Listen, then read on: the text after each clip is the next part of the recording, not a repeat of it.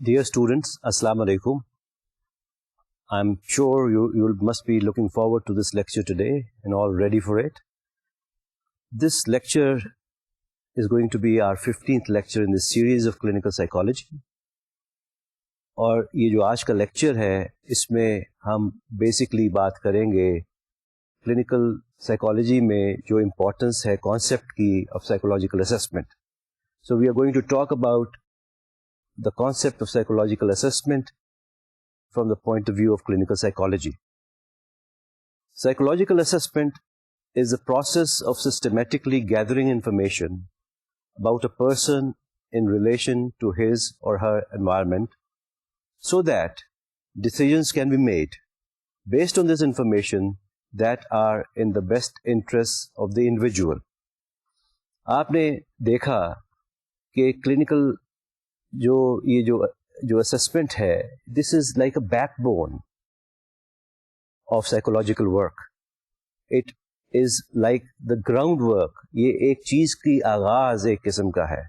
آغاز سے میری مراد ہے کہ جب کسی بھی چیز کی شروعات ہوتی ہیں، کسی پروسیس کی جو شروعات ہوتی ہیں، وہ تھراپیوٹک انٹرونشن کی جو شروعات ہیں وہ اسسمنٹ کی شکل میں ہوتی ہیں. سو when a person comes to us, when a person comes to a clinical psychologist, وہ نارملی ریفر کیا جاتا ہے. جب پیشنٹ ہمارے پاس آتا ہے تو there are certain very important key questions جو ہر سائیکالوجسٹ کے ذہن میں ہوتے ہیں، اور ان کا جو تعلق ہے وہ پیشنٹ کی بیک گراؤنڈ سے ہوتا ہے کہ what kind of a background is the patient coming with. What are the kind of complaints or problems that he is suffering from? یہ بڑا امپورٹنٹ چیز ہے. یہ چیزیں ذہن میں رکھنی جو ہے سائیکالوجسٹ کے لیے بہت ضروری ہے. اسی طرح یہ دیکھنا بھی ضروری ہے کہ آیا وہ کانسٹنٹلی کمپلینٹس تو نہیں کر رہا. I mean, there are some people who tend to constantly complain.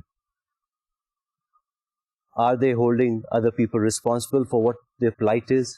میرا مطلب ہے کہ جو بھی سفرنگ، جو بھی پرابلمس ایک انسان فیس کرتا ہے زندگی میں، کئی دفعہ ان پرابلمس کی جو رسپانسبلٹی ہے وہ انسان اپنے سے باہر دوسروں میں ڈھونڈتا ہے اور ان کو ایک قسم کا اسکیپ کوڈ بناتا ہے یا گنی پگ بناتا ہے.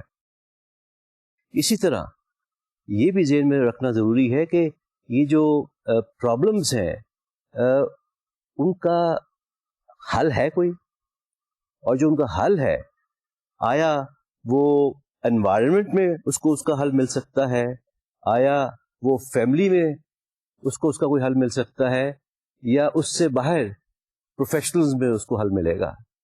سو these are the kind of concerns جو ہمیں دیکھنے بہت ضروری ہوتے ہیں. تو from that point of view there is a lot of emphasis that is laid on the history of the client اور دا پیشنٹ. ہسٹری کو ہم کئی دفعہ ہم اسٹوری آف لائف بھی کہتے ہیں کہ کلائنٹ کی اسٹوری آف لائف جو ہے اس کو سننا جو ہے وہ بہت ضروری ہے. سو ایک سسٹمیٹک ایویلیویشن ان سب چیزوں کی جو ہے وہ اسسمنٹ کی شکل میں ہم کرتے ہیں. سو دس از briefly the definition. This is what the definition really is trying to tell us. This is what assessment is all about. اب میں بات کرنی چاہوں گا بریفلی کچھ ان چیزوں کی جو کہ ہم پروسیسز کہتے ہیں کہ پروسیس جو ہے اسسمنٹ کا وہ کیا ہے. تو جب ہم پروسیس کی بات کرتے ہیں تو ہمارا مطلب بیسکلی ہے کہ فار انسٹنس کس نے ریفر کیا. کلائنٹ آیا اپنی مرضی سے، خود سے آیا، یا کسی ایجنسی نے ریفر کیا، یا کسی اسکول نے ریفر کیا. اس کے بعد ہمارے لیے یہ بڑا امپورٹنٹ ہوتا ہے کہ ہم کچھ گولز اسٹیبلش کریں، کہ کچھ ریفرل کویشچنز ہمارے ذہن میں ہونے چاہیے کہ what is the kind of what are the objectives of the assessment. اگر وہ اسسمنٹ کے لیے آیا ہے اور ہم نے اس کی اسسمنٹ کرنی ہے تو ہمارے ذہن میں کچھ واضح طور پہ کچھ ایسے آبجیکٹیوز ہونے چاہیے. پھر یہ بھی بڑا ضروری ہے اور اہم ہے کہ ہم اپنے اندر اپنے ذات سے یہ پوچھیں کہ what is a kind of theoretical اپنا personality theory, what is the kind of standards that we are going to use in order to probe this particular person. پھر یہ بھی بہت امپورٹنٹ ہوتا ہے کہ ہم بڑے واضح طور پہ ہمارے ذہن میں کلیئرلی ہو کہ ہم نے جو ڈیٹا اکٹھا کرنا ہے, یہ جو ڈیٹا ہے اس کے کیا ٹولز ہوں گے. آیا ہم نے فیملی اکاؤنٹ لینا ہے, is that going to be a tool, یا ہم نے سائیکولوجیکل ٹیسٹنگ کرنی اور ٹیسٹ سے انفارمیشن لینی ہے, is that going to be a tool. کئی دفعہ جب ہم بچوں سے کام کرتے ہیں تو ہم چیک لسٹ دیتے ہیں پیرنٹس کو کہ وہ گھر سے چیک لسٹ فل کر کے لاتے ہیں, اس سے ہمیں انفارمیشن ملتی ہے. اور کئی دفعہ ہم یہ چیک لسٹ جو ہیں یہ اسکول اکاؤنٹ بھی ہمارے لیے ہمیں لینا بہت ضروری ہوتا ہے. پھر ہم جو یہ چیک لسٹ ہیں ہمیں کئی دفعہ یہ ڈیٹا اسکول والوں کو بھیجنا پڑتا ہے, اسکول والے اس کو پھر پر کر کے بھیجتے ہیں. اس سے ہمیں ایک انڈرسٹینڈنگ ہوتی ہے کہ بچے کی جو انوائرمنٹ اسکول کے انوائرمنٹ میں جب وہ جاتا ہے تو وہاں پہ وہ اس کی جو کنڈیشن ہے وہ اپنے آپ کو کس طریقے سے مینیفیسٹ کرتی ہے, گھر کی انوائرمنٹ میں وہ چیز کس طرح اپنے آپ کو مینیفیسٹ کرتی ہے, اور پھر کلینک کی انوائرمنٹ میں جہاں اسیسمنٹ ہو رہی ہوتی ہے وہاں پہ اس کے جو بیہیویئرز ہیں وہ اپنے آپ کو کس انداز سے مینیفیسٹ کرتے ہیں. تو یہ چیز جاننی بڑی ضروری ہے کہ ایک قسم کی ہمیں اپنے ذہن میں ایک بڑا کلیئر کٹ فارمیٹ سا ایک قسم کا نقشہ سا بنانا پڑتا ہے, اور ڈیٹا اس نقشے کے مطابق اکٹھا کرنا پڑتا ہے تاکہ ہم ایک ایسی جگہ پہنچ سکیں کہ جہاں جا کے ہم اپنی کلینکل ججمنٹ کو استعمال کرتے ہوئے کچھ فیصلے کر سکیں جو کلائنٹ کے لیے بہت امپورٹنٹ ہوں. کیونکہ لیٹس ناٹ فرگیٹ کہ اسسمنٹ کا جو پرپز ہے وہ تو کلائنٹ کی ہیلپ کرنا ہے. تو ذہن میں اس لیے ہمیشہ ہونا چاہیے کہ what are the needs of the client and how can we help our client. تو یہ جو فیصلے ہیں یہ اکثر ہم ان کو کمیونیکیٹ کرتے ہیں اپنے پیشنٹ کو یا کلائنٹ کو بھی یہ کمیونیکیٹ کیے جاتے ہیں. اس کے علاوہ اگر کلائنٹ ہمارا has been referred by an organization تو اس آرگنائزیشن کو بھی ہم رپورٹ کی شکل میں یہ فیصلے اپنے جو ہماری جو ریزلٹس ہیں ان کی جو انٹرپریٹیشن ہے and the meaning that we give to the results, اور ایک اس سے جو پروفائل بنتی ہے اس کو رپورٹ کی فارم میں ہم کنوے کرتے ہیں کلائنٹس کو بھی, آرگنائزیشنس کو بھی, اسکولس کو بھی, and sometimes to the referral doctors. اگر کسی ڈاکٹر نے ہمیں ہمارے پاس ریفر کیا ہے کسی کو تو پھر ہم اس ڈاکٹر کو بھی اس رپورٹ کی ایک کاپی بھیجتے ہیں. تو اس رپورٹ میں پھر ہم مزید ریکمنڈیشنز اور سجیشنز دیتے ہیں, اور ہم یہ بھی مینشن کرتے ہیں کہ what needs to be done with this particular client. اب میں بات کرنی چاہوں گا اس سائیکولوجیکل اسسمنٹ کی. اس کے مختلف سٹیپس ہیں اور ان سٹیپس کو تھوڑا سا ڈیٹیل میں کور کرنا چاہوں گا. اس میں جو پہلا جو سٹیپ ہے وہ یہ ڈیسائیڈ کرنا ہے کہ what is to be assessed. اس کو ہم اسسمنٹ کے حوالے سے ہم اس کو کہتے ہیں what is a referral question. جب بھی کوئی شخص اسسمنٹ کے لیے آتا ہے تو there is always a referral question. یہ جو ریفرل کویسچن ہے یہ کلائنٹ کے اپنے ذہن میں ہو سکتا ہے کہ جی میں اپنی پرسنالٹی کے بارے میں جاننا چاہتا ہوں. یہ جو ریفر ڈاکٹر کر رہا ہو اس کے پوائنٹ آف ویو سے آ سکتا ہے کہ جی میں اس کلائنٹ کے بارے کا ڈائگنوسس جاننا چاہتا ہوں کہ اس کو کوئی سائیکولوجیکل یا ایموشنل پرابلم تو نہیں ہے. اور اگر کلائنٹ جو ہے اگر وہ کسی اسکول سسٹم نے ریفر کیا ہے اور اس کو ایکیڈیمک پرابلمز آ رہی ہیں تو اس کے حوالے سے بھی وہ پوچھ سکتے ہیں کہ جی ہم چاہتے ہیں کہ آپ بتائیے کہ اس کے جو ریزلٹس جو اچھے نہیں آ رہے, بچہ تو ہمیں لگتا ہے کہ بہت انٹیلیجنٹ ہے اور از ویری برائٹ, لیکن اس کے جو ایکیڈیمک ریزلٹس ہیں they are not in line with his abilities, تو that is becomes a referral question. تو ذہن میں یہ رکھیں کہ سب سے پہلے جو ایک بڑی امپورٹنٹ چیز ہے وہ ریفرل کویسچن ہے. یہ ایک لازمی جزو ہے اسسمنٹ کا جو کہ ہمیشہ ایک پروفیشنل کے ذہن میں ہونا چاہیے کہ in regards to this person that I am going to assess, what are the referral questions. Referral questions ایک ضروری نہیں کہ ایک referral question who. I mean there can be many referral questions which should always be kept in mind. اسی طرح دوسری جو چیز بڑی امپورٹنٹ ہے ذہن میں رکھنی وہ یہ ہے کہ کس نے اس کو ریفر کیا ہے کلائنٹ. جس طرح میں نے آپ کو بتایا ہے ایک ریفرل سسٹم ہوتا ہے, مختلف ایجنسیز ریفر کر سکتی ہیں, اسکول ریفر کر سکتے ہیں, تو ان کے ساتھ بھی ایک لیزوں, ان کے ساتھ بھی ایک کوآرڈینیشن تھراپسٹ کی ہونی ضروری ہوتی ہے کہ ان سے بھی ہم انویریبلی بھی پوچھتے ہیں, کیونکہ کئی دفعہ وہ جو انیشل ایک ہمیں لیٹر جو وہ بھیجتے ہیں وہ اتنا ڈیٹیلڈ نہیں ہوتا کہ اس میں وہ سارے ایشوز کو مینشن کریں. وہ کئی دفعہ اس لیے بھی ڈیٹیل لیٹر نہیں بھیجتے کیونکہ انویریبلی جو کلائنٹ ہے یا جو پیشنٹ ہے وہ خود سے وہ لیٹر لے کے آتا ہے. تو کئی دفعہ ڈاکٹرز جو ہے یا ایجنسیز جو ہیں وہ ساری ڈیٹیل اس لیٹر میں نہیں دیتی. تو ہمارے لیے ہمیشہ اچھا ہوتا ہے کہ ہم جب ہمارے پاس ایک ریفرل آ جائے تو اس کے بعد ہم ایک کانٹیکٹ جو ہے سورس آف ریفرل کے ساتھ یا دا ریفرنگ ایجنسی کے ساتھ یا دا ریفرنگ کنسلٹنٹ کے ساتھ ضرور رابطہ قائم کریں تاکہ ہمیں بہتر اندازہ ہو سکے what is it that they want to know really about patient اور the client who has been referred to us. اس جنکچر پہ ہمیں یہ بھی چیز ذہن میں رکھنی چاہیے کہ جب ہمارے پاس پیشنٹس آتے ہیں یا بچے آتے ہیں یا کلائنٹس آتے ہیں تو ان کی جب ہم ہسٹری ایکسپلور کرتے ہیں تو اس میں ہمیں بہت زیادہ کوشچننگ نہیں کرنی چاہیے.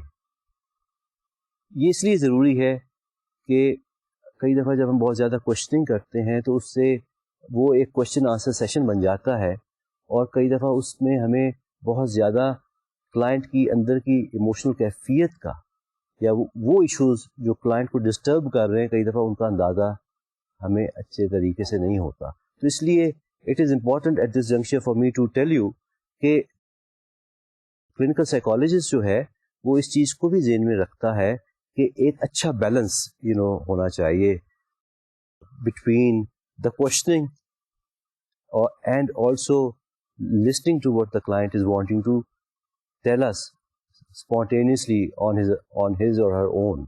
That is also very important. جب یہ ڈیٹا ہمیں ملتا ہے تو اس کے بعد جو اگلا اسٹیپ ہے وہ بیسکلی اس ڈیٹے کو پروسیس کرنا ہے اور یہ دیکھنا ہے کہ کون سے جو ٹریکس ہیں یا اسٹرینڈز ہیں ایشوز کے, کنسرنس کے, کلائنٹ کے, ان کو مزید فالو کرنے کی ضرورت ہے. ذہن میں آپ ایک بہت امپورٹنٹ چیز ذہن میں جو سائیکالوجسٹ کے اس وقت ہوتی ہے وہ یہ ہوتی ہے کہ اس کو اس پروسیس میں اپنے کلائنٹ کے اگر کچھ بایولوجیکل ایلیمنٹس اس کی لائف میں ورک کر رہے ہیں تو ان کو بھی مانیٹر کرنا, ان کے بارے میں جاننا ضروری ہے. اسی طرح اگر کچھ بیہیورل ایلیمنٹس ہیں, کچھ بیہیورل کنسرنز ہیں, ان کو بھی وہ ساتھ ساتھ وہ ٹیپ کرتا ہے. اسی طرح اگر کوئی ایموشنل ایشوز ہیں, کوئی ایموشنل کنسرنز ہیں, وہ کچھ ایموشنز اگر شو کرتا ہے یا مینیفیسٹ کرتا ہے تو that also has to be made a note of. کیونکہ ذہن میں آپ یہ رکھیں کہ اسیسمنٹ جو ہے اس کا پرپز جو ہے وہ کلائنٹ کو ان ہز ٹوٹیلٹی سمجھنا ہے. ٹوٹیلٹی سے میری مراد یہی ہے کہ اس کے بایولوجیکل جو فیکٹرز اس کی لائف میں رول پلے کر رہے ہیں جو ان کی سمجھ ہو. اسی طرح جو انوائرمنٹل فیکٹرز اس کی لائف میں رول پلے کرتے ہیں ان کی بھی سمجھ ہونی چاہیے. اگر کوئی سائیکو سوشل فیکٹرز بھی ہیں تو we should have understanding of that also. So that is what a complete assessment is all about, looking at the client from all these perspectives in order to have a very clear understanding of the needs of the client. یہ اس لیے important ہے کہ جتنا بہتر آپ کو understanding آپ کے کلائنٹ کی نیڈس کی ہوگی اتنا بہتر آپ ڈائگنوسس کر سکتے ہیں, اور جتنا بہتر ڈائگنوسس ہوگا آپ کا اتنی بہتر پھر بعد میں انٹرونشن پاسبل ہے اور اتنا ہی بہتر بعد میں ٹریٹمنٹ پاسبل ہے. میں جب ذکر کر رہا تھا بایولوجیکل اور فزیولوجیکل فیکٹرز کی تو اس کی میں مثال تھوڑی سی آپ کو دینی چاہوں گا. میرے ذہن میں ایک چیز جو اس وقت آ رہی ہے وہ یہ ہے کہ فار انسٹنس کئی اسٹیٹس ایسی ہوتی ہیں کہ جس پہ ہمیں اپنے کلائنٹ یا پیشنٹ کا بلڈ پریشر یا پلس ریٹ یہ بھی مانیٹر کرنا پڑتا ہے کہ کئی دفعہ انگزائٹی کی وجہ سے کوئی ایسی چینجز آ رہی ہوتی ہیں that need to be sort of also taken in view. اسی طرح جو کوگنیٹو فیکٹرز ہیں، جب ہم کوگنیٹو فیکٹرز کی بات کرتے ہیں تو خاص طور پہ میرے ذہن میں انٹلیکچوئل فنکشننگ جو ہے انسان کی وہ آتی ہے کہ what level of intelligence or general ability does a person have? Does he have a average intelligence, or does he have above average intelligence or below average intelligence? I mean, these are some of the cognitive factors. Cognitive factors اور بھی ہیں، مثلا مثال کے طور پہ memory, long term memory جو ہماری ہے، this is also a cognitive factor. Short term memory, آیا چیز ہم یاد رکھ سکتے ہیں یا نہیں رکھ سکتے، that's a cognitive factor. اسی طرح ایک اور کوگنیٹو فیکٹر جس کا ذکر کرنا میرا خیال ہے ضروری ہے، وہ مینٹل پروسیسنگ سپیڈ ہے. ہماری سن کے پروسیس کرنے کی سپیڈ ہے which is called visual processing speed. اسی طرح ہماری آڈیٹری پروسیسنگ سپیڈ. اسی طرح دیکھ کے پروسیس کرنے کی سپیڈ ہے جس کو ہم ویژول پروسیسنگ سپیڈ کہتے ہیں. اسی طرح کمپریہینشن نالج ہے. اسی طرح یہ بیسکلی وہ چیزیں ہیں، فلوئڈ ریزننگ ہے، جن کو ہم کوگنیٹو فیکٹرز کا نام دیتے ہیں. تیسرا جو فیکٹر ہے وہ ایموشنل پروسیسز ہے. جب ہم ایموشنل پروسیسز کی بات کرتے ہیں تو اس سے مراد ہے موڈ سٹیٹس ہماری کیا ہے، کہ آیا ہمارا موڈ اچھا ہے، یا وی آر فیلنگ اینگری، یا we are feeling low and depressed. I mean mood states بھی جو ہے وہ بھی پروو کرنی بہت ضروری ہوتی ہے. تو یہ سارا کچھ جو ہے، یہ both in terms of feelings and emotions and overt behaviours, ان کو ہم مختلف طریقوں سے، مختلف ٹولز سے we try to assess them. اسی طرح یہ ذہن میں آپ یہ رکھیں کہ سائیکالوجسٹ جو ہے جب وہ اسیسمنٹ کیری آؤٹ کر رہا ہوتا ہے تو وہ پیشنٹ کی انٹرنل انوائرمنٹ کو بھی جاننے کی کوشش کرتا ہے اور وہ ایکسٹرنل انوائرمنٹ کو بھی سمجھنے کی کوشش کرتا ہے. تو یہ جو فوکس آن انوائرمنٹ ہے، this is I think a very very unique focus from a psychological perspective. اور اس فوکس کو ہم ایکچولی 3 طریقوں سے دیکھتے ہیں. ایک تو ہم دیکھتے ہیں کہ امیجیٹ جو فوکس ہوتا ہے، جس کو ہم پروکسیمل فوکس کا نام بھی کئی دفعہ دیتے ہیں.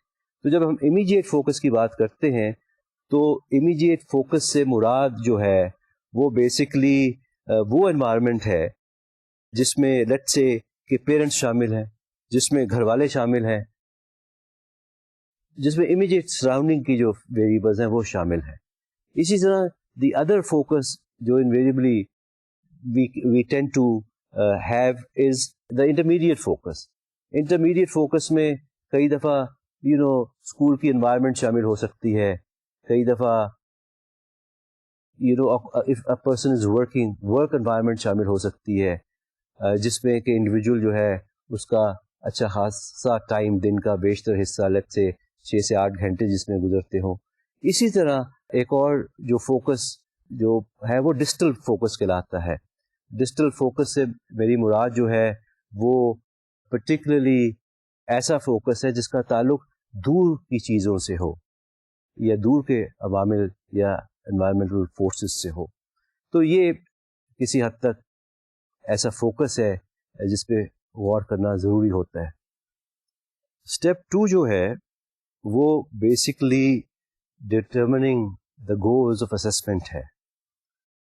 جب میں بات کرتا ہوں ڈٹرمننگ the goals of the assessment, میری مراد ہے کہ کلینکل سائیکالوجسٹ کو یہ فارمولیٹ کرنا پڑتا ہے اپنے لیے کہ exactly what are the objectives that he has in his assessment or in his work with his client. Goals may include diagnostic classification, determination of the severity of a problem, risk screening for future problems, evaluation of the effects of treatment, and prediction about the likelihood of a certain type of future behavior. تو یہ تو مین 5 goals سمجھ لیجئے جو کہ ایک clinical psychologist کے ذہن میں ہوتے ہیں. اس میں جو پہلا گول جس کا میں نے ذکر کیا تھا وہ یہ ہوتا ہے کہ ایک ڈائگنوسس جو ہے وہ ہونا اور کرنا بہت ضروری ہوتا ہے. جیسا آپ کو یاد ہوگا کہ میں نے پچھلے لیکچر میں بھی DSM-4 کا ذکر کیا تھا, ایک ڈائگنوسٹک کرائٹیریا کا بات کی تھی, اور آپ کو سمجھایا تھا کہ کس طرح ہم 5 ڈفرینٹ ایکسس کے اوپر ڈائگنوسس کرتے ہیں. تو that is something which is very very essential to do, because اس سے یہ اندازہ ہوتا ہے کہ problem, the nature of the problem جو ہے وہ کیا ہے. اور جیسے کہ آپ کو یاد ہوگا کہ جب ڈائگنوسس 5 لیولز پہ کیا جاتا ہے تو اس سے ایک اچھی انسائٹ مل جاتی ہے ان ٹرمز آف کن طریقوں سے اس کلائنٹ کی ہیلپ کی جا سکتی ہے. اب ذہن میں آپ ایک چیز رکھیں کہ یہ جو اسیسمنٹ, یہ جو ڈائگنوسس ہے, یہ بڑا عام سا ورڈ ہے. آپ میں سے بیشتر لوگ جو ہے وہ انہوں نے ڈائگنوسس بہت سنا ہوگا, کیونکہ ڈائگنوسس جو ہے یہ ایک میڈیکل سائنس کا پیدا کیا ہوا کانسیپٹ ہے, اور ہر چیز میں ہم ڈائگنوسس ہی کا ذکر کرتے ہیں. بٹ آئی پرسنلی فیل کہ you as students of psychology should particularly keep this in mind کہ اسیسمنٹ جو ہے, ڈائگنوسس جو ہے وہ ایک بائی پروڈکٹ اسیسمنٹ کا ہے. سو دیئر فور اسیسمنٹ جو ہے وہ ایک بہت وسیع ایک ٹول ہے, کہہ لیجیے, جو کہ بہت پاورفل ٹول ہے. And mind you, when we are dealing with people who are emotionally disturbed, تو اسیسمنٹ جو ہے وہ ہمیں ایگزیکٹلی جس شخص کی ہم اسیسمنٹ کرتے ہیں اس کے بارے میں ہمیں مزید انفارمیشن دیتی ہے. ہمیں یہ پتا چلتا ہے کہ اس شخص کی نیڈس کیا ہے. تو آئی think this is a very very unique feature جو اسیسمنٹ کا ہے. دوسری بات, جب میں گولز کی بات کر رہا تھا تو میں نے ذکر کیا سیویرٹی کا. سیویرٹی جو ہے یہ بھی ایک بڑا امپورٹنٹ کانسیپٹ ہے, کیونکہ ہر شخص جو ہمارے پاس آتا ہے وہ ایک ہی انٹینسٹی کی پرابلم کے ساتھ نہیں آتا. آئی مین a person may come to us with depression, but even depression کی بھی جو انٹینسٹی ہے وہ ویری کرتی ہے. اسی طرح a person, اگر ہم میڈیکل سائنس کا کانسیپٹ اگر ہم لیں کہ لیٹ سے کہ a person is suffering from cancer, تو کینسر کی آپ کو پتہ ہے 4 سٹیجز ہوتی ہیں. تو اگر کوئی سٹیج 1 میں ہے تو کسی ایک میلیگنٹ ٹیومر کے ساتھ آیا ہے یا لیجن کے ساتھ آیا ہے تو وہ سٹیج 1 ہو سکتی ہے, اور اگر وہ کارسینوما کے ساتھ آتا ہے تو وہ سٹیج 4 ہوگی. تو یہ ایک قسم کی سیویرٹی سے مراد ہمارا یہی ہوتا ہے کہ اس کی جو شدت ہے کنڈیشن کی, انٹینسٹی جو ہے, جو سیریسنس ہے وہ کیا ہے. سیریسنس جو ہے اور یہ سمجھنا, سیویرٹی کو سمجھنا بہت امپورٹنٹ اس لیے بھی ہے کہ نفسیاتی جو پرابلمز ہوتی ہیں وہ کسی ایک پوائنٹ پہ نہیں ہوتی, بلکہ وہ ایک اسپیکٹرم پہ پائی جاتی ہیں, اور اسپیکٹرم پہ وہ موو کرتی ہیں. ان کی شدت جو ہے وہ بھی کم ہوتی ہے. اور یہ جو سیویرٹی ہے یہ اکثر اوقات ہم ڈگری آف امپیئرمنٹ جس کو کہتے ہیں نا, کہ جی ایک شخص جو ہے اس کی فنکشنالٹی جو ہے وہ کس حد تک افیکٹ ہوئی ہے. کہ فار انسٹنس کئی دفعہ یہ ہوتا ہے کہ ہمارے پاس ایک پیشنٹ آتا ہے, وہ بولیمیا نروسا کے ساتھ ایک خاتون آتی ہے, اور بولیمیا میں جس طرح آپ کو پتہ ہے کہ اس بیسکلی ایٹنگ ڈس آرڈر, تو اس کی جو کنڈیشن ہے وہ ایسی ہو سکتی ہے کہ اس کو بولیمیا تو ہے لیکن وہ اپنے کالج کے کورسز بھی اٹینڈ کر رہی ہے, اور وہ کوئی ساتھ ویکینڈ پہ سمر میں کوئی پارٹ ٹائم انٹرنشپ بھی کر لیتی ہے, اور اس کی جو فنکشنالٹی ہے وہ بھی اس کی ایک نارمل روٹین بھی کسی حد تک جو ہے وہ مینٹین کرتی ہے. لیکن as opposed to this there could be another person with the same diagnosis, یہی بولیمیا کا ڈائگنوسس, لیکن ہو سکتا ہے کہ اس کی نوعیت بولیمیا کی ایسی ہو کہ وہ اب کالج بھی نہ جا پا رہی ہو, وہ کوئی جاب کرنے کے قابل بھی نہ ہو, اور اس کی سوشل لائف بھی جو ہے وہ ہو سکتا ہے ٹوٹلی ریسٹرکٹ ہو گئی ہو اور وہ ڈسفنکشنل ہو گئی ہو. تو سیویرٹی جو ہے is a very very important element from to determine through the assessment, کیونکہ ڈائگنوسس جو ہے وہ ایک ہو سکتا ہے, لیکن جو اوور آل جو فنکشننگ لیول ہے and the effect of dysfunctionality جو ہے وہ ویری کر سکتا ہے. تو from a psychological perspective it is very important for us to understand that. اسی طرح جو تیسری ایک جو چیز ہے وہ ہم کئی دفعہ جو انٹروڈیوس کرتے ہیں وہ اسکریننگ کا ایلیمنٹ انٹروڈیوس کرتے ہیں. اسکریننگ کے ایلیمنٹ سے میری مراد ہے کہ سائیکالوجسٹ جو ہے وہ کئی دفعہ ایک لارجر گروپ کو اسکرین کرتا ہے, کہ فار انسٹنس وہ فرسٹ ایئر یا سیکنڈ ایئر کے یونیورسٹی کے اسٹوڈنٹس کی پاپولیشن لے لیتا ہے, اور وہ کہتا ہے اور لیٹ سے ریسرچ نیڈ ہے, یونیورسٹی والے کوئی ریسرچ کرنا چاہ رہے ہیں, وہ کہتے ہیں کہ جی آپ یہ جو 2000 فرسٹ ایئر اور سیکنڈ ایئر کے اسٹوڈنٹس ہیں ان کو ہم دیکھنا چاہتے ہیں کہ ان میں کتنوں میں پریڈسپوزیشن ہے ڈپریشن کی طرف جانے کی. تو یہ جو پروسیس ہوتا ہے اس کو ہم اسکریننگ کا نام دیتے ہیں. It's like determining on a much larger scale as opposed to just one person, 1-to-1 کی بجائے گروپ اسکیل, کہ آیا یہ ان لوگوں میں 2000 اگر طالب علم ہیں یا 5000 طالب علم ہیں تو ان میں سے کتنوں کی ٹینڈنسی ہے ٹو ہیو ڈپریشن. تو یہ انویریبلی اس سے ہمیں جو چیز پتہ چلتی ہے وہ کچھ ہم رسک فیکٹرز ڈٹرمن کر سکتے ہیں, اور رسک فیکٹرز آپ کو پتہ ہے ڈٹرمن کرنے are very helpful. For instance ہم نے دیکھا ہے کہ پریسیو النس کے بھی رسک فیکٹرز ہیں, اسی طرح ایڈکشن کے بھی رسک فیکٹرز ڈٹرمن ریسرچز نے کر لیے ہیں. اور اب ہمیں پتہ ہے کہ اگر ایک شخص میں وہ رسک فیکٹرز پائے جائیں تو وہ becomes vulnerable for later life problems around addiction. اسی طرح ہم نے یہ بھی دیکھا ہے کہ کچھ پرسنالٹی کے بھی پرابلمز ایسے ہوتے ہیں کہ جو بچپن میں 8-9-10 سال کی عمر میں ہی مینیفیسٹ اپنے آپ کو کرنا شروع کر دیتے ہیں, اور ان سے بھی ہم یہ ڈٹرمن کر سکتے ہیں کہ یہ جو بچے ہیں آیا بعد میں ان کو کوئی پرسنالٹی ڈس آرڈر کا اندیشہ تو نہیں, یا کئی دفعہ کچھ ایسے سمٹمز بھی ایسے فیکٹرز بھی آئسولیٹ کیے جاتے ہیں جس سے کہ ہم یہ ڈٹرمن کر سکتے ہیں کہ آیا یہ جو چلڈرن کی پاپولیشن ہے ان میں سے کتنے بچے جو ہے ان کو بعد میں ڈپریشن کی شکایت ہو سکتی ہے. تو I mean these are some of the things that ہم اسکریننگ کے ساتھ we can determine for our selves.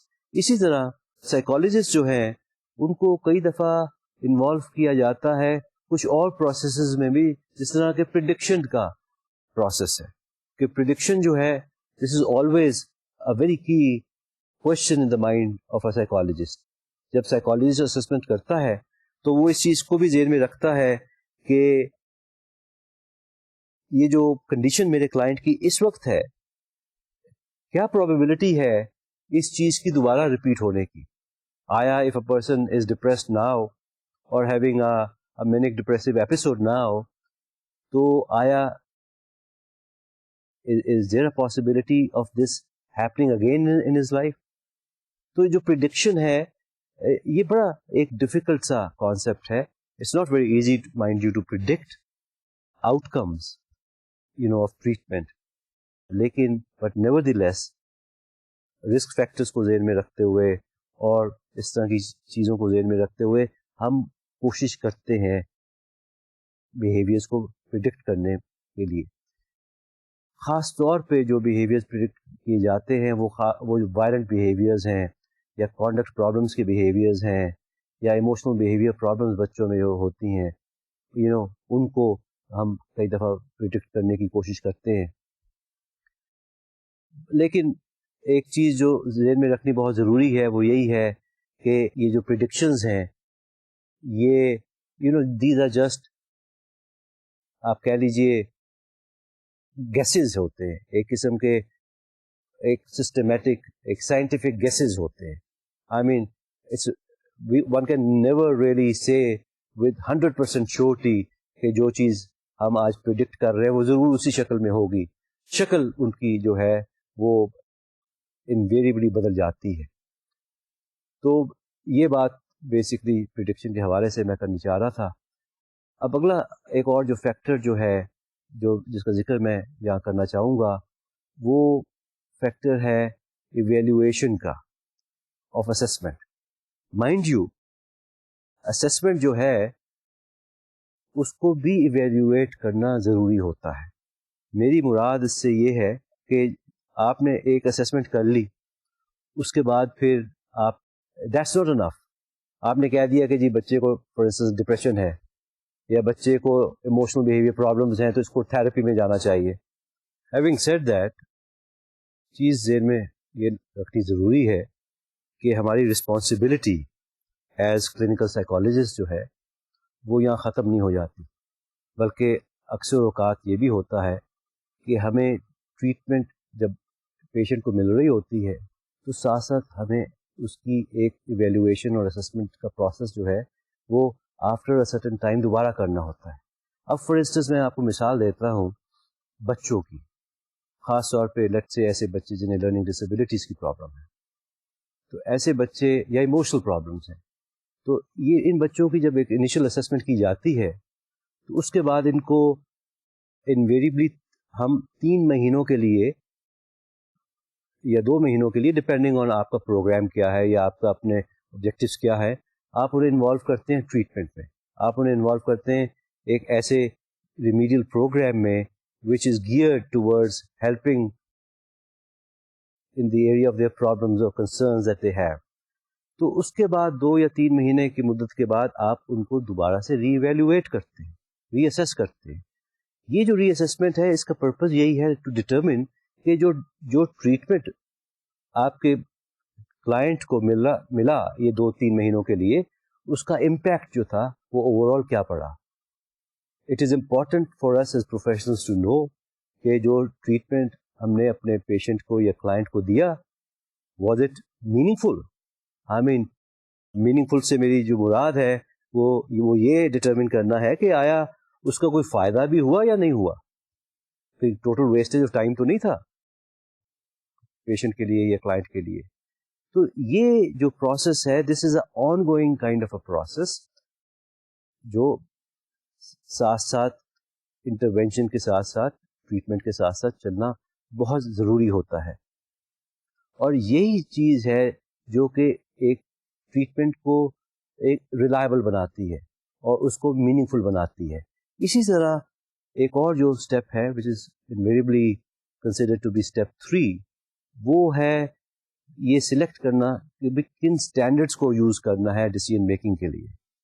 جب ہم اسٹینڈرڈس کی بات کرتے ہیں تو ہم بیسکلی ایک ایسی سائنٹیفک سوچ کی بات کرتے ہیں ایک کہ کیا کرائیٹیریا ہے ہمارا ایک ہیلدی ہیومن بینگ کا. ہم اپنے پیشنٹ کو یا اپنے کلائنٹ کو کس طرف لے جانا چاہ رہے ہیں, اور اس کے لیے what are the kind of conditions that the client would have to go through, what are the kind of conditions that the client would have to fulfil. یہ جو کنڈیشنز ہیں کئی دفعہ ان کنڈیشنز کا جو تعلق ہے وہ ہمارے اپنی ذات سے ہو سکتا ہے کہ لیٹ سے کہ جب ٹریٹمنٹ کا پروسیس شروع ہوا تو اس وقت ہماری اپنی کنڈیشن کیا تھی, اور اس کے بعد جب ٹریٹمنٹ ملا لیٹ سے 3 مہینے ٹریٹمنٹ لینے کے بعد ہم کہاں پہنچے. اور اسی طرح کئی دفعہ یہ جو اسٹینڈرڈس ہیں وہ ہم اپنے سے باہر کلائنٹ کی ذات کے باہر بھی لے جاتے ہیں. ہم کہتے ہیں کہ فار انسٹنس ہم بچوں کی بات میں کر رہا تھا, لیٹ سے کہ اگر ایک 15 سال کے بچے کی جو ڈیولپمنٹل لیولز ایک خاص ہونے چاہیے یا سوشل میچورٹی کا لیول ایک خاص ہونا چاہیے, تو ہم یہ بھی بات سوچ سکتے ہیں کہ اب جب ہم نے اس کو سوشل سکلز ڈیولپمنٹ کا پروگرام میں سے گزارا یا تھراپی میں سے گزارا, تو اس کے بعد اس کے لیے آیا وہ اس نے جو لیول آف میچورٹی جو ہم چاہ رہے تھے کہ وہ اچیو کرے, آیا اس کا وہ جو لیول تھا وہ 15 سال کے باقی بچوں کے لیول کے مطابق تھا یا نہیں. تو یہ ایک قسم کا آپ کہہ لیں اس کو ہم گروپ کمپیریزن کہتے ہیں. تو جو اسٹینڈرڈز ہیں وہ انڈیویجول اسٹینڈرڈز بھی رکھے جا سکتے ہیں, اور اسی طرح ہم کئی دفعہ گروپ اسٹینڈرڈز بھی مینٹین کرتے ہیں. تو یہ جو ویریبلٹی ہے, اس ویریبلٹی کو بھی ذہن میں سائیکالوجسٹ رکھتا ہے. ہم کانسیپٹ یوز کرتے ہیں مین کا, کہ لیٹ سے کہ پاپولیشن کا مین کیا ہے. اگر ہم انٹیلیجنس کی بات کر رہے ہوں اور ہم بچے کی انفارمیشن کو یا بچے کی میتھمیٹکس کی اسکلس کو لیٹ سے اسیس کر رہے ہیں, تو ہم بات کریں گے کہ جی اچھا 15 سال کا جو بچے ہوتے ہیں ان کا مین اسکور کیا ہے, جس کو ہم کہتے ہیں گروپ مین. تو کئی دفعہ ہم گروپ مین کا کرائیٹیریا یوز کرتے ہیں اور ہم کہتے ہیں کہ جی ہمارا جو بچہ ہے وہ گروپ مین سے, اپنی عمر کے مین سے اتنا آگے یا پیچھے ہے. تو یہ جو آگے پیچھے کی جو ویریشن ہے اس کو ہم اسٹینڈرڈ ڈیویشن کی فارم میں اس کا ذکر کرتے ہیں. اسی طرح ٹیسٹنگ میں ہم کئی دفعہ سیلف ریفرنٹ ایک ٹیکنیک یوز کرتے ہیں. سیلف ریفرنٹ ٹیکنیک سے مراد ہے کہ ہم اپنے ہی جو فنکشننگ لیولز ہیں ان اسٹینڈرڈ سے کمپیئر کرتے ہیں, ان کا ذکر کرتے ہیں. ہم کہتے ہیں کہ جی گروپ مین تو چلیں اس بچے کا جو تھا وہ انفارمیشن کے ٹیسٹ کے اوپر وہ 10 تھا, لیکن اس کا جو اپنا اسکور ہے وہ 8 ہے. تو اس کا جو اپنا مین ہے, تو مین سے مراد ہے کہ ڈفرینٹ ٹیسٹ کا جو مجموعی اسکور ہے اس کو ہم ایک قسم کا ڈیوائڈ کر دیتے ہیں نمبر آف ٹیسٹ, اس سے ہمیں ایک میڈین پوائنٹ مل جاتا ہے جس کو ہم مین کہتے ہیں. تو this is how we tend to focus on this element. اسی طرح جو اسٹیپ 4 ہے اس کا تعلق ہے اسسمنٹ ڈیٹے کے اکٹھے کرنے کے طریقہ کار سے.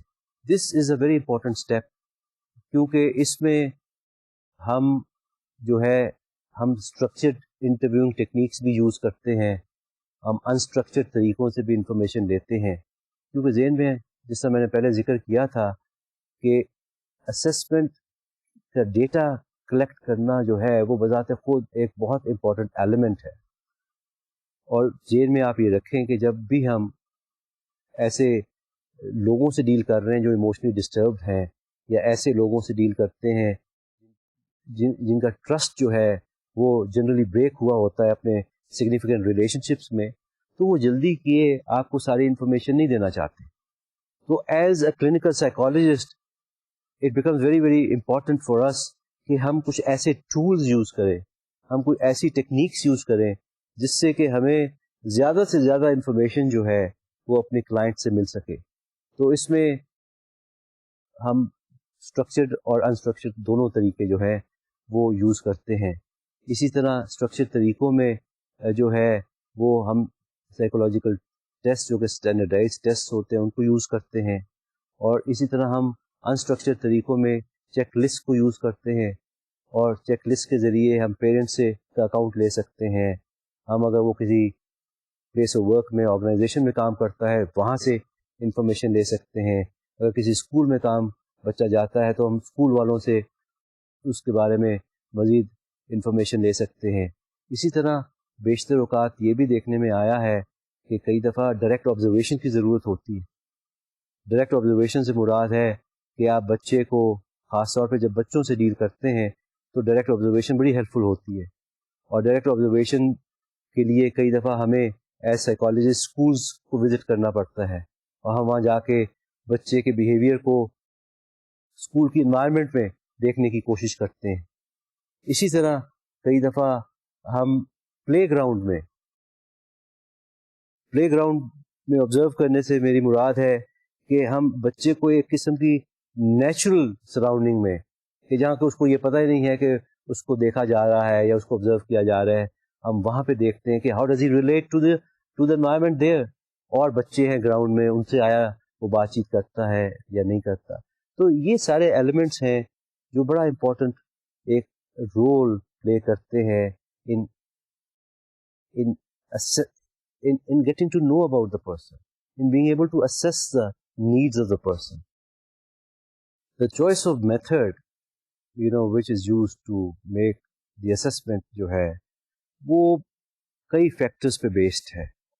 اس پہ میں 2-3 خاص اسپیسیفکلی جو فیکٹرز ہیں ان کا ذکر کرنا چاہوں گا. ان میں سے ایک جو فیکٹر ہے وہ ایج آف دا پیشنٹ ہے. اسی طرح دوسرا جو فیکٹر ہے وہ ریفرل کوشچن ہے کہ what is the purpose of the assessment. ایک شخص کو آپ کے پاس کس قسم کی اسسمنٹ کے لیے بھیجا گیا ہے. تو دا ریفرل کوشچن جو ہے وہ بہت امپورٹنٹ ایک فیکٹر ہے. اور انویریبلی ٹولس تو سائیکالوجسٹ کے پاس بے شمار ہوتے ہیں یوز کرنے والے, لیکن ہر پیشنٹ کے ساتھ, ہر کلائنٹ کے ساتھ یا ہر بچے کے ساتھ بھی, آئی مین فار انسٹنس جب اسکول سے بچے ریفر ہوتے ہیں کلینکل سائیکالوجسٹ کے پاس, تو وہ پہلے یہ ڈٹرمن کرتا ہے کہ what is the referral question, کہ what is the school wanting to know. Is the school wanting to know why is the child having a motivation problem, اور is the school wanting to know why does the child who otherwise knows his stuff fails in the exams, or is the school wanting to know why is the child so slow in reading. تو یہ جو referral questions ہوتے ہیں وہ determine کرتے ہیں کہ کیا ٹولز مزید جو ہے وہ یوز کرنے چاہیے سائیکالوجسٹ کو. So I think this is something which is also to be kept in mind. اور میں اب اس جگہ یہ بھی ذکر کرتا چلوں کہ جس طرح میں نے پہلے بھی بات کی تھی ریلائبلٹی کی اور ویلیڈیٹی کی, کہ ہر انسٹرومنٹ جو ہے, ہر جو طریقہ کار جو ہے, یا ہر جو اسسمنٹ کا پروسیجر جو ہے, اس کی ایک اپنی ریلائبلٹی اور ویلیڈیٹی جو ہے وہ ہونا ضروری ہے. کیونکہ اگر آپ جو بھی میتھڈ یوز کر رہے ہیں, کیونکہ وہ جو میتھڈ جو یوز کر رہے ہیں وہ آپ نے ڈٹرمن کرنا ہے ایز اے پروفیشنل. جو بھی آپ میتھڈ یوز کریں you have to see to it کہ وہ ریلیونٹ ہو آپ کے کلائنٹ کے نیڈ کے مطابق. سیکنڈلی اس کی ریلیونس یہ بھی ہو کہ یہ نہ ہو کہ آپ کا کلائنٹ جو ہے وہ تو 10ویں پاس ہے اور آپ جو ٹول جو یوز کر رہے ہیں وہ ایسا ہے جس کے لیے کم از کم BA لیول کی انگریزی کی سمجھ ہونا ضروری ہے. ریلائبلٹی اور ویلیڈیٹی جو ہے انسٹرومنٹ کی, اس کے لیے یہ بڑا ضروری ہے کہ وہ جو انسٹرومنٹ ہے وہ آپ کو وہی انفارمیشن دے جو آپ اس سے ڈرا کرنا چاہتے ہیں یا لینا چاہتے ہیں.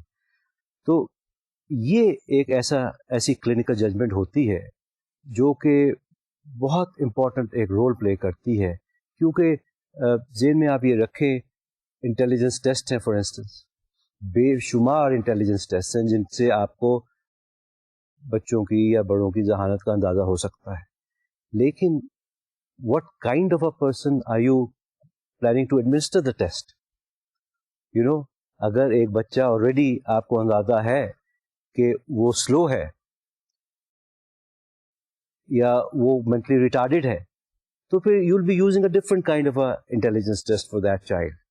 ایک بچہ جس کو آپ سمجھتے ہیں کہ ہیئرنگ پرابلم ہے یا آپ سمجھتے ہیں کوئی لرننگ ڈسیبلٹی ہے, تو اس کے لیے آپ انٹیلیجنس ٹیسٹ یوز کریں گے لیکن آف اے ڈفرنٹ سارٹ. تو بذات خود انٹیلیجنس کی میجرمنٹ کے لیے بھی جو ٹولز بنے ہوئے ہیں, جو اسٹینڈرڈائز ٹیسٹ ہیں, وہ مختلف ہیں. ایک برائٹ بچہ اگر آپ کے پاس آتا ہے ٹیسٹنگ کے لیے, تو اس کے لیے you will use a different sort of intelligence test. تو یہ these are the kind of things that we should always as professionals and psychologist keep in mind. اب میں بات کرنی چاہوں گا اگلے 5ویں اسٹیپ کی. یہ جو 5واں اسٹیپ ہے اس کو ہم کہتے ہیں ڈیسیژن میکنگ کا اسٹیپ. میکنگ ڈیسیژن, یہ you must have realize by now کہ اسیسمنٹ کا سارا جو پرپز ہے وہ یہی ہے کہ سائیکالوجسٹ جو ہے یا پروفیشنل جو ہے وہ یہ گائیڈ کر سکے اپنے پیشنٹ کو, وہ اس کی فیملی کو گائیڈ کر سکے, وہ بتا سکے کہ اس کے لیے کیا کچھ ہونا ضروری ہے. سو therefore یہ جتنا ڈیٹا اکٹھا کرتا ہے psychologist, using different checklists, using different testing procedures, using different kinds of observations, using different kinds of interviews, observing children or clients in their natural environment, in their school environment. یہ جتنا مختلف طریقوں سے جو data ہم اکٹھا کرتے ہیں, یہ ہم یوز کرتے ہیں کچھ گولز اسٹیبلش کرنے کے لیے جو کہ مزید آگے اس کی ٹریٹمنٹ میں خاص طور پہ بہت ہیلپ فل ثابت ہو سکتے ہیں. سو یہ ایک بہت امپورٹنٹ اسٹیپ ہے جو کہ کلینکل سائیکالوجسٹ کو ہمیشہ ذہن میں رکھنا چاہیے, کیونکہ اگر اسیسمنٹ کے بعد وہ اپنے کلائنٹ کو ان ایریاز میں گائیڈ نہیں کر سکے گا تو وہ اسیسمنٹ جو ہے وہ اتنی میننگ فل اس کے لیے نہیں بنے گی. تو ذہن میں یہ رکھیں کہ یہ جو ڈیسیژن میکنگ کا پروسیس ہے, یہ اس میں سائیکولوجیکل ٹیسٹنگ اور اسیسمنٹ کے ریزلٹس جو ہیں دے پلے اے امپورٹنٹ پارٹ. اسی طرح اس میں کئی دفعہ کلینکل ججمنٹ جو ہے تھراپسٹ کی یا کلینکل سائیکالوجسٹ کی, that also plays a important part. اسی طرح کئی دفعہ اسٹیٹسٹیکل انالیسس جو ہے وہ بڑا امپورٹنٹ پارٹ پلے کرتا ہے in making the decisions for the therapist and for the client, کہ وہ اسٹیٹسٹیکل ڈیٹا جو ہے اس کی بیسس پہ تھراپسٹ جو ہے یا کلینکل سائیکالوجسٹ جو ہے وہ کچھ predictions can make certain predictions کہ یہ کورس آف النس ہوگا یا آگے یہ پاسبلٹیز ہیں ہونے کی چیزیں, تو ان کو اس طریقے سے پریونٹ کیا جا سکتا ہے. So this is how both the clinical judgment and the statistical analysis جو ہے that plays a very important part in predicting the outcome of the assessment. اب جو اگلا اسٹیپ ہے, جو آخری اسٹیپ ہے, جس کو ہم اسٹیپ 6 کا نام بھی دے سکتے ہیں, میں اس کی بات کرنی چاہوں گا. اور جو اسٹیپ 6 جو ہے وہ بیسکلی ہے communicating the information to the client اور ٹو دی ایجنسی. یہ جو کمیونیکیشن ہے یہ بڑا امپورٹنٹ پارٹ اور رول پلے کرتا ہے اسیسمنٹ کے کانسیپٹ میں. میرے پاس کئی دفعہ یہ میں نے دیکھا ہے کہ کئی لوگ ہیں وہ اسیسمنٹس کرواتے ہیں, وہ جاتے ہیں اور اسیسمنٹس ان کی ہوتی ہیں, لیکن ان کو کوئی ریٹن فارم میں, جو کلینکل سائیکالوجسٹ ہیں یا ڈاکٹرز ہیں, وہ ریٹن فارم میں وہ اسیسمنٹ رپورٹ نہیں دیتے. اکثر اوقات یہ جو مسئلہ ہے یہ میں نے دیکھا ہے کہ یہ ہاسپٹل سیٹنگس میں, خاص طور پہ گورنمنٹ ہاسپٹلز میں, جہاں پہ ٹائم جو ہے وہ بہت کم ڈاکٹرز یا سائیکالوجسٹ جو ہیں وہ بچے کو دے پاتے ہیں یا پیشنٹ کو دے پاتے ہیں, وہاں پہ وہ زبانی جو ہے وہ کمیونیکیٹ کر دیتے ہیں پیشنٹ کو یا پیشنٹ کی فیملی کو کہ پرابلم ان کی نظر میں کیا ہے. لیکن میں اس جنکچر پہ خاص طور پہ آپ کو یہ کہنا چاہوں گا کہ اسیسمنٹ جو ہے وہ صرف زبانی کمیونیکیٹ نہیں ہوتی اور نہ ہی کرنی چاہیے, کیونکہ اسیسمنٹ جو ہے وہ اس کے پیچھے بہت آپ نے محنت کی ہوتی ہے, اس کے پیچھے ایک اچھا خاصا طویل سفر آپ نے ایک اسیسمنٹ کا طے کیا ہوتا ہے. تو ہمیشہ یہ چیز ذہن میں رکھیں کہ اسیسمنٹ کو ریٹن فارم میں, رپورٹ کی فارم میں دیں. رپورٹ کی فارم میں دینا اس لیے بھی ضروری ہے کہ تاکہ جب آپ ایک اسیسمنٹ جب آپ کرتے ہیں تو اگر آپ اس کو وربلی کنوے کریں گے اپنے پیشنٹ کو یا اس کی فیملی کو, تو اس میں سے کئی چیزیں ان کو یاد رہیں گی اور کئی چیزیں وہ بھول جائیں گے. So therefore, in all fairness to your client, you should give a written account, تاکہ اس کی جو فیملی ہے, پیشنٹ کی جو فیملی ہے, وہ اب اس اسیسمنٹ کو ایک میننگ فل طریقے سے اگر وہ استعمال آگے بھی کرنا چاہیں تو کر سکیں. اس سے میری مراد جو ہے وہ یہ ہے کہ لیٹ سے کہ آپ نے اسیسمنٹ رپورٹ لکھی اور اس کے بعد آپ نے وہ جب رپورٹ ان کو دے دی, تو اب ان کی مرضی ہے کہ وہ ہو سکتا ہے کہ وہ آپ کی رپورٹ کو کسی اور کنسلٹنٹ سے بھی اس پہ اوپینین لینا چاہیں. تو جب آپ ایک ریٹن رپورٹ ان کو دے دیں گے تو کم از کم وہ جب آگے جا کے سیکنڈ اوپینین لیں گے تو وہ اب ٹھوس چیزوں کے بارے میں انفارمیشن ان کو ملے گی. اگلا بھی جو کنسلٹنٹ جو ہے اس کے سامنے بھی ایک چیز بلیک اینڈ وائٹ میں جب آئے گی تو وہ بہتر طریقے سے اس پہ کامنٹ کر سکے گا. تو میرے خیال میں یہ چیز ہم لوگوں کو خاص طور پہ اس پیشے میں ذہن میں رکھنا ہمیں بہت ضروری ہے. اور آپ لوگ بھی, کیونکہ میں امید رکھتا ہوں کہ آپ میں سے کچھ لوگ کل کے فیوچر کے ماہر نفسیات ہوں گے, تو آپ لوگ بھی یہ چیز ضرور ذہن میں رکھیں کہ جب بھی اسیسمنٹ آپ لوگ کریں تو اس کو ریٹن فارم اس کو ضرور دیں. ریٹن فارم میں جب آپ سجیشنز لکھیں گے, جب آپ ریکمنڈیشنز لکھیں گے, تو وہ زیادہ میننگ فل طریقے سے ان پہ فالو اپ کیا جا سکتا ہے. تو یہ جو کمیونیکیٹ کرنا جو ہے اسسمنٹ کا, یہ I think is a very very important last step.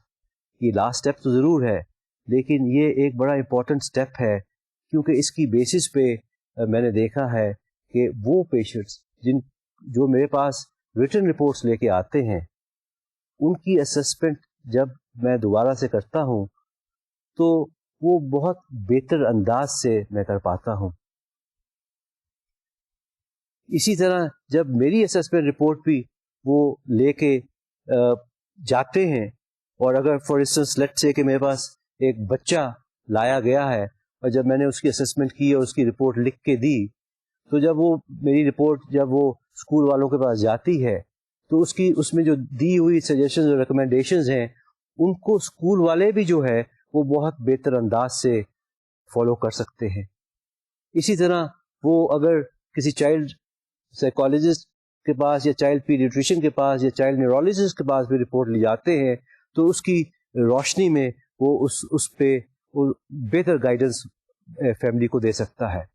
تو یہ اس سے پہلے کہ میں آج کا جو لیکچر ہے اس کو اینڈ کروں, میں ایک دفعہ دوبارہ سے ذکر کرنا چاہوں گا کہ یہ جو سب کام ہے, یہ نفسیات کے ایریا میں اسسمنٹ کا جو کام ہے, اس کو کرتے ہوئے ہمیں ایتھیکل سٹینڈرڈس کو اور ایتھیکل ویلیوز کو کبھی نہیں بھولنا چاہیے. میں نے پہلے آپ سے ایتھیکل ویلیوز پہ بات تو کی ہوئی ہے, لیکن میں بریفلی دوبارہ سے آپ کو یاد کراتا چلوں کہ ایتھیکل ویلیوز سے میری مراد یہ ہے کہ جو بھی انفارمیشن آپ کے پاس آئے اس کو آپ کانفیڈینشیل رکھیں. دوسری چیز یہ ہے کہ اسسمنٹ میں ہمیشہ ذہن میں آپ یہ رکھیں کہ آپ کی جو اسسمنٹ رپورٹ ہے وہ اس میں آپ اپنے کلائنٹ کی اسٹرینتھس کو ضرور پروجیکٹ کریں. آپ اس کی صرف شارٹ کمنگس کو یا اس کی کمزوریوں پہ ڈویل نہ کریں, بلکہ اس کی اسٹرینتھس کو بھی ساتھ لے کے چلیں, تاکہ جب وہ رپورٹ کسی اور کے پاس جاتی ہے یا آگے وہ لے کے جاتا ہے تو ایک اوور آل ویو اور پکچر آپ کلائنٹ کا اگلے کو مل سکے. تو یہ کچھ ایسی ایتھیکل کنسیڈریشنز ہیں جو ہمیں ہمیشہ ذہن میں رکھنی چاہیے. تو اس کے ساتھ میں آج کا جو یہ لیکچر ہے اس کو ختم کرتا ہوں. انشاءاللہ اگلے لیکچر پہ پھر ملاقات ہوگی. خدا حافظ.